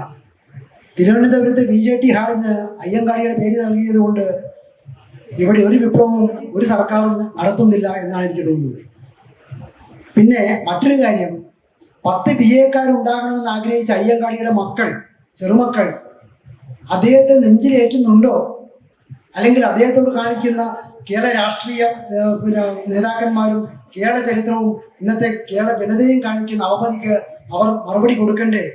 അദ്ദേഹത്തെ അവർ നെഞ്ചിലേറ്റുന്നുണ്ടോ കൃത്യമായി എന്നുള്ളത് എൻ്റെ ഒരു ചോദ്യമാണ്. ചെറായി രാമദാസ് സാറ് എന്ന് ഉത്തരം പറയാൻ കഴിയുന്നു. ഇവിടെ പതിവായി അയ്യങ്കാളിയെ കുറിച്ചുള്ള ചർച്ചകളിൽ വരുന്ന ഒരു പോയിന്റാണ് സഖാവ് EMS നമ്പൂതിരിപ്പാട് അയ്യങ്കാളിയെ ഒഴിവാക്കി എന്നത്. അങ്ങനെ കടുപ്പിച്ച് പറയാൻ കഴിയുമോ എന്നെനിക്കറിയില്ല. അദ്ദേഹം അയ്യങ്കാളിയെ മാത്രമല്ല, കേരളത്തിലെ ഒരു ദളിത് പോരാട്ടങ്ങളെയും ആ പുസ്തകത്തിൽ പരാമർശിച്ചിട്ടില്ല. അത് അവരോടുള്ള എന്തെങ്കിലും വെറുപ്പ് കൊണ്ടോ മറ്റോ ആണെന്ന് ഞാൻ കരുതുന്നില്ല. മറ്റെന്തെങ്കിലും ഒരു സാഹചര്യപരമായ സമ്മർദ്ദം കൊണ്ടാവും എന്നാണ് എനിക്ക് തോന്നുന്നത്. കാരണം അദ്ദേഹം പിൽക്കാലത്തൊക്കെ ഈ അധസ്ഥിത വിഭാഗത്തോടൊപ്പം നിന്ന് സ്വന്തം പാർട്ടിയുടെ നായകനായിരുന്നു. അദ്ദേഹത്തിൽ ജാതിപരമായ ഒരു കാര്യങ്ങൾ ആരോപിക്കാൻ വേണ്ടത്ര തെളിവ് ഉണ്ടെങ്കിലാവാം. ഇക്കാര്യത്തിൽ അതാണോ എന്ന് എനിക്കറിയില്ല.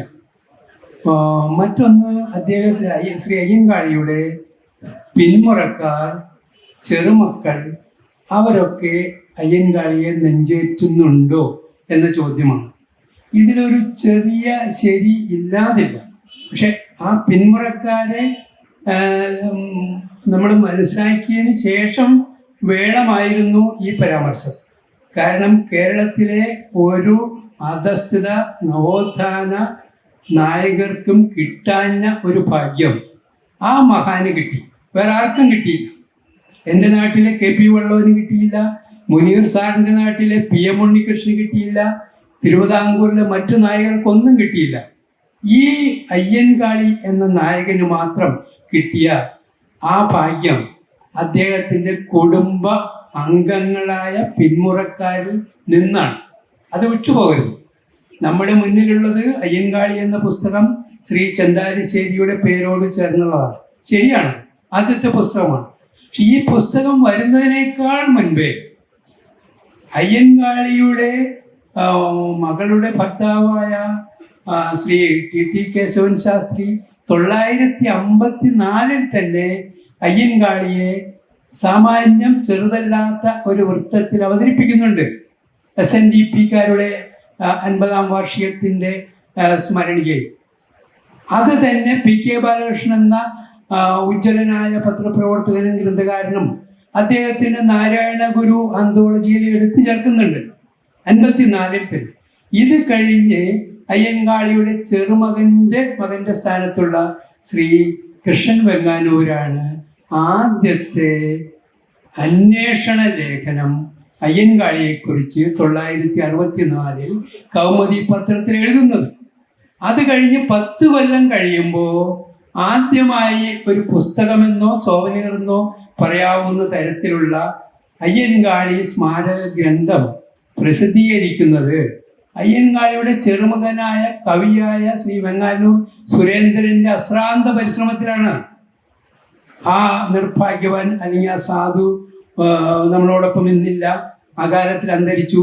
പക്ഷെ അദ്ദേഹം തയ്യാറാക്കി വെച്ച, നേരത്തെ മുനീർ സാറ് പറഞ്ഞതുപോലുള്ള 977 ആ സോവനീറാണ് പിന്നീട് വന്ന എല്ലാ പുസ്തകങ്ങൾക്കും അടിത്തറയും ബൾക്ക് മാറ്ററായും മാറിയത്. അത് കഴിഞ്ഞിട്ട് അയ്യൻകാളിയുടെ, ഞാൻ സമയം നീട്ടുന്നില്ല എങ്കിലും ഇത് പറയാതെ വയ്യ, അയ്യൻകാളിയുടെ സഹോദരൻ ഒരു വേലുക്കുട്ടി അപ്പൂപ്പനുണ്ട്, പിൻതലമുറ അപ്പൂപ്പൻ എന്ന് വിളിക്കുന്നു. ഇദ്ദേഹം ഒരു പത്രപ്രവർത്തകനായിരുന്നു. ഒരുപക്ഷെ ദളിത് സമൂഹത്തിൽ നിന്ന് ആദ്യമായി വാർത്താ മാധ്യമത്തിൻ്റെ വിലയറിഞ്ഞ പത്രപ്രവർത്തകനാണ്. സോവനീറോ അല്ലെങ്കിൽ മാസികയോ മറ്റു കാര്യങ്ങളല്ല, വാർത്തകളുടെ ഒരു മാധ്യമം. വേലക്കാരൻ എന്ന പേരിൽ 951 3.5 കൊല്ലത്തോളം പ്രസിദ്ധീകരിച്ച ആളാണ്. ആ അനുജൻ ഞങ്ങളുടെ കൊച്ചിയിലാണ് അദ്ദേഹത്തിൻ്റെ വിജ്ഞാന സമ്പാദന കാലം ചെലവഴിച്ചത്. കൊച്ചിക്കാരൻ എന്നാണ് അദ്ദേഹത്തെ പറയുന്നത്. ആ ജ്യേഷ്ഠനോട് കലഹിച്ച് നാടുവിട്ട് കൊച്ചിയിൽ വന്ന ആളാണ്. തിരിച്ചു ചെല്ലുമ്പോൾ ജ്യേഷ്ഠൻ്റെ വലിയ ആരാധകനായിട്ടാണ് മാറുന്നത്. അപ്പോൾ ഞാൻ 4 പേരെ ഇപ്പോൾ ചൂണ്ടി പറഞ്ഞു. ഈ 4 പേരും അയ്യങ്കാളിയുടെ പിന്മുറക്കാരോ സഹോദരനോ ആണ്. അവർ തയ്യാറാക്കി വെച്ച ആ നന്ദി അല്ലെങ്കിൽ ആ സ്മരണികകൾ, അതാണ് പിൽക്കാലത്ത് വന്നവർക്ക് വഴിയും വെളിച്ചവുമായി മാറിയത്. പിന്നെ ചോദ്യം ഇപ്പോഴുള്ള തലമുറയിലെ ആളുകൾ അത് ചെയ്യുന്നുണ്ടോ എന്നാണ്. ചെറിയൊരു വാസ്തവം അതിലുണ്ട്. നിങ്ങൾക്കറിയാം, മറ്റെല്ലാ നവോത്ഥാന നായകരുടെയും ജന്മഗൃഹവും മറ്റ് അവരോടൊപ്പമുള്ള വീടുകളും സ്മാരകങ്ങളാണ് നാരായണ ഗുരു അടക്കമുള്ളവർക്ക്. പക്ഷേ ശ്രീ അയ്യൻകാളിക്ക് അങ്ങനെ ഉണ്ടായില്ല. അത് വേണമെങ്കിൽ പറയാം ഒരു കടുത്ത വിരുദ്ധ പ്രവൃത്തി കൊണ്ട് വന്നതാണ്. കൂടുതൽ കാര്യങ്ങളിലേക്ക് കടക്കുന്നില്ല. മറ്റൊന്ന്, അദ്ദേഹത്തിന് ഇപ്പോഴും ഒരു സ്മാരകം ഉണ്ടാക്കാൻ കഴിയാഞ്ഞതും ഈ സുഹൃത്ത് സൂചിപ്പിച്ചതുപോലെ ഏറ്റവും പുതിയ പിന്മുറക്കാരുടെ വേണമെങ്കിൽ പറയാം ഒരു ഒരു ജാഗ്രത കുറവാണ്. ഇനി അതും കഴിഞ്ഞ് നിങ്ങൾ ഞെട്ടിപ്പോകുന്ന ഒരു കാര്യം കൂടി ഞാൻ ഇതിനോടൊപ്പം പറയട്ടെ. വേണമെന്ന് കരുതിയിരുന്നതല്ല, പക്ഷെ ഈ സുഹൃത്ത് പറഞ്ഞത് കൊണ്ടാണ്. അയ്യൻകാളി സ്വന്തം കൈകൊണ്ട് പടുത്തുയർത്തിയ ഒരു കെട്ടിടം നിങ്ങൾ കണ്ടു കാണും. 2007 ഒരു പുലർകാലത്ത് ആ കെട്ടിടത്തിൻ്റെ ഭംഗിയുള്ള ഒരു ഫോട്ടോഗ്രാഫിക്ക് ഇത് വേണമെന്ന് കരുതി പോയി അത് ക്യാമറയിലാക്കിയ ഒരാളാണ് ഞാൻ. 2007 ഇന്ന് ആ ഫോട്ടോ മാത്രമേ ലോകത്ത് ശേഷിക്കുന്നുള്ളൂ. ആ കെട്ടിടം ഇന്നില്ല, ഇടിച്ചു നിരത്തി. കൂടുതൽ വിശദാംശങ്ങളിലേക്ക് കിടക്കുന്നില്ല. വെങ്ങാനൂർ പോകുന്നവർക്ക് അത് കാണാൻ കഴിയും. അതെന്തുകൊണ്ട്, ആര് എന്നതൊക്കെ ഞാൻ നിങ്ങൾക്ക് വിടുന്നു. പിന്നെ ഈ സുഹൃത്ത് ചോദിച്ചതിൻ്റെ അറ്റത്ത് നിൽക്കുന്ന ഉത്തരമാണ്. നമുക്ക് ഈ സമയം ഇനി അവസാനിക്കുന്നവർക്ക് 2 മിനിറ്റാണ്. ചോദ്യത്തിന് മറുപടിക്കുള്ള സമയം കൂടി ഇല്ലാത്തതുകൊണ്ട് അവസാനിപ്പിക്കാം. രാംദാസ് സാർ ഇവിടെ ഉണ്ടാവും. നമുക്ക് ഒരു ഓപ്പൺ ഡിസ്കഷനുള്ള സമയം ഇല്ലാത്തതുകൊണ്ടാണ്. എല്ലാവർക്കും നന്ദി പറയുകയാണ്.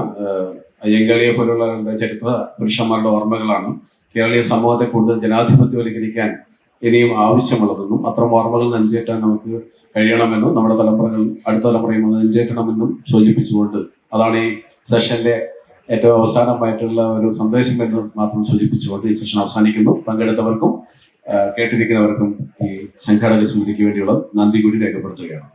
Thank you, speakers, for an insightful and informative session.